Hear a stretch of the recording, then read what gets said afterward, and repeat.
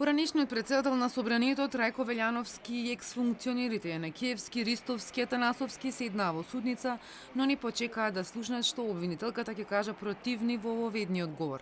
Побараа одлагање, не ги добиле сите докази. Судијата денеска им подели цедиња со скенирани докази и објасни дека дури вчера ги добил дел од доказите, кои се исти со предметот за извршителите на 27 април, а кој веќе е пред апелациониот суд по жалба за пресудата.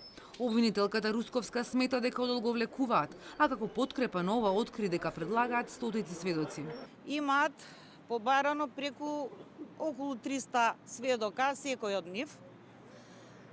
Така да сметам дека судот апсолутно не треба тоа да ги прифати сите сведоци нормално, без да се наруши правото на одбрана.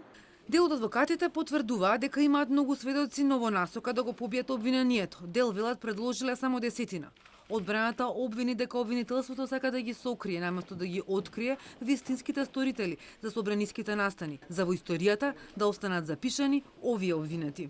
Сметаме дека обвинението е на стаклени нозе, дека нема никаква подкрепа, туку само сметаме дека се на овој начин нашиве клиенти се жртвени јагниња за да не се открие која е на вистината во овој случај.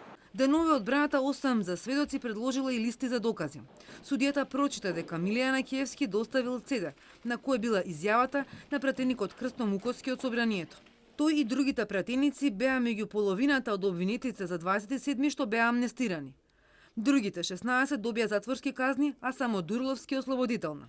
Русковска потврдува дека некои обвинети од првиот предмет ќе ги повика за сведоци во овој, но смета дека пресудата од првиот не треба да влие врз овој процес. Вториот судски процес е за организаторите на 27 април. Се товарат за терористичко загрозување на уставниот поредок и безбедноста. Според обвинението, подготвиле и реализирале план со акти на насилство за да спречат мирно примопредавање на власта за таа цел. Ги организирале и материјално ги поддржале масовните протести, што кулминираа со насилно влегување во парламентот. Меѓу организаторите обвинителството ги сомничеше и бегалците Никола Груевски и Никола Бошковски, но поради нивното отсуство не се најдоа меѓу обвинетите.